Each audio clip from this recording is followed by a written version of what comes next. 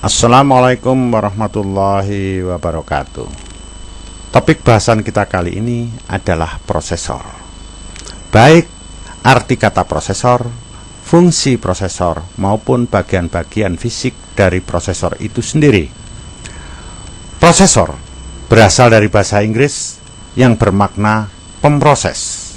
Nama lain dari prosesor ini adalah CPU, yang merupakan kependekan dari Central Processing Unit, yang di dalam bahasa Indonesia bermakna unit pemroses pusat. Pada bahasan kali ini akan ditekankan pada mikroprosesor atau prosesor mikro, dan difokuskan pada mikroprosesor golongan x86. Mikroprosesor golongan x86 adalah mikroprosesor yang biasa digunakan pada personal komputer atau PC. Penulisan kata mikroprosesor pada beberapa literatur atau buku sering disingkat menjadi MIU-P atau UP. MIU ini menyimbolkan kata mikro, P ini kependekan dari prosesor. Dengan demikian, MIU-P ini bermakna mikroprosesor, sedangkan U ini berasal dari MIU yang juga menyimbolkan kata mikro, sedangkan P adalah kependekan dari prosesor. Dengan demikian UP juga bermakna mikroprosesor. Mikroprosesor pada personal komputer biasanya terdapat atau terpasang pada motherboardnya. Berikut ini saya tampilkan sebuah motherboard dari personal komputer lengkap dengan mikroprosesornya. Yang saya tunjuk ini adalah motherboard, sedangkan yang di tengah berbentuk kotak ini adalah mikroprosesor. Apabila mikroprosesor ini kita definisikan, maka mikroprosesor adalah komponen yang secara fisik wujudnya berupa chip yang terdapat dalam suatu sistem komputer jenis PC yang berfungsi sebagai unit pusat pemroses atau pengolah data dan instruksi, serta mengontrol keseluruhan jalannya sebuah sistem komputer. Mungkin Anda sehari-hari sering mendengar nama sebuah komputer seperti Pentium, Pentium 2, Pentium 3, Pentium 4, Core 2 Duo, Core 2 Quad, Core 2 Extreme, Core i3, Core i5, ataupun Core i7. Sebenarnya nama-nama tersebut bukanlah nama unit komputer secara keseluruhan. Sebenarnya nama tersebut adalah nama dari mikroprosesornya itu sendiri. Nah, sekarang saya akan melepas mikroprosesor ini dari motherboardnya, dan saya tunjukkan pada Anda. Perhatikan pada layar Anda bahwa pada mikroprosesor ini terdapat kaki-kaki berbentuk pin ini. Nah, di motherboardnya terdapat lubang-lubang tempat menancapnya pin-pin tersebut. Lubang-lubang tempat menancapnya pin ini disebut dengan nama soket. Jumlah lubang pada soket dengan jumlah pin yang ada pada mikroprosesor sepadan. Jumlah pin pada setiap mikroprosesor berbeda-beda tergantung jenisnya.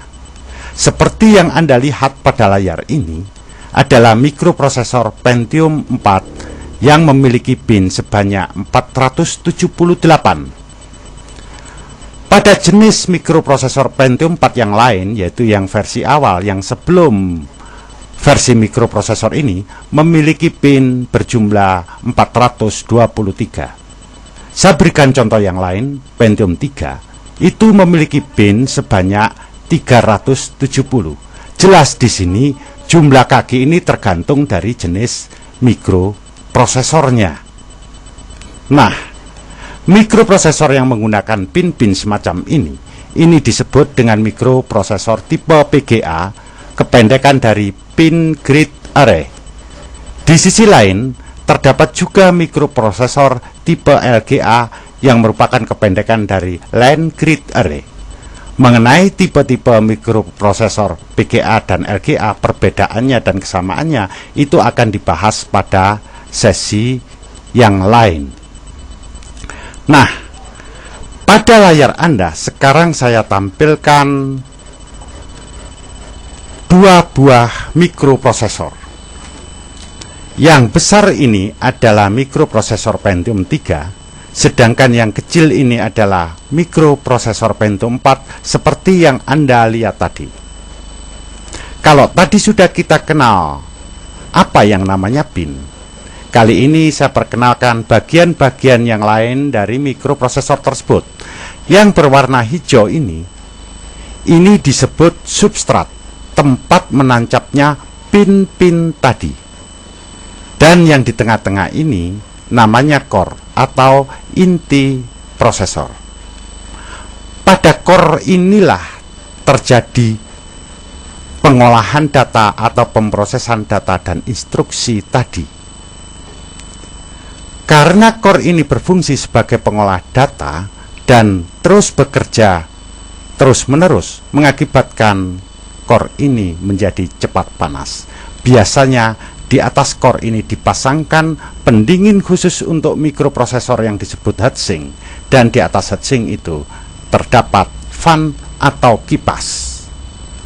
Saya tunjukkan mikroprosesor yang ada di sebelahnya, yaitu mikroprosesor Pentium 4. Jika saya buka tutupnya ini, maka terlihat seperti pada layar Anda.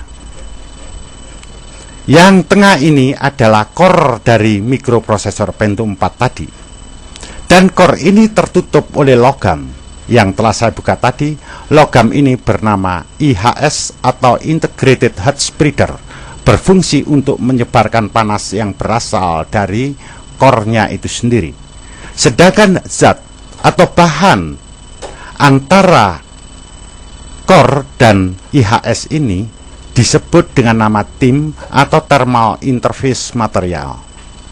Bahan ini berfungsi untuk menghantarkan panas yang ada pada core itu menuju ke IHS-nya. Dan di atas IHS inilah nanti akan dipasangkan heatsink dan fan-nya. Sesuai dengan namanya IHS, Integrated Heat Spreader, logam ini berfungsi sebagai penyebar panas yang berasal dari core-nya ini sendiri. Heat spreader ini memiliki titik kontak yang lebih luas dibandingkan dari core-nya ini sendiri, sehingga panas yang disalurkan dari IHS menuju heatsink-nya akan lebih banyak dan lebih cepat. Selain berfungsi sebagai pembantu untuk menyebarkan dan menghantarkan panas ke heatsink, IHS ini juga berfungsi sebagai pelindung core. Sebagai contohnya pada Pentium 3 tadi, seperti saya tunjukkan pada layar Anda. Pada Pentium 3 ini tidak memiliki IHS, sehingga core-nya langsung bersentuhan dengan heatsink-nya. Dalam pemasangannya akan sulit dan dikhawatirkan core ini akan rusak karena tekanan dari heatsink atau karena kecerobohan teknisi dalam memasangnya. Kerusakan dari core ini dapat mengakibatkan kerusakan fatal pada mikroprosesornya. Mikroprosesor bisa tidak berjalan normal atau sama sekali dia tidak bisa beroperasi. Dengan adanya IHS ini, maka core ini akan terlindung atau terhindar dari kerusakan-kerusakan semacam tadi. Selain itu, IHS ini juga berfungsi untuk memudahkan pemasangan heatsink pada permukaan mikroprosesornya, karena permukaannya yang lebih luas dan rata, sehingga pemasangan heatsink itu menjadi lebih mudah. Ingatlah bahwa di antara IHS dengan heatsink dalam pemasangannya sebaiknya diberikan pasta, karena pasta ini akan berfungsi membantu transfer panas dari mikroprosesor menuju ke heatsinknya. Apabila pasta ini tidak diberikan, dapat mengakibatkan mikroprosesor itu tidak bisa berjalan normal karena panas yang timbul tidak bisa disalurkan atau dibuang ke heatsink, akibatnya komputer bisa menjadi hang. Demikian penjelasan saya kali ini, semoga Anda dapat memahaminya. Terima kasih atas perhatian Anda. Wassalamualaikum warahmatullahi wabarakatuh.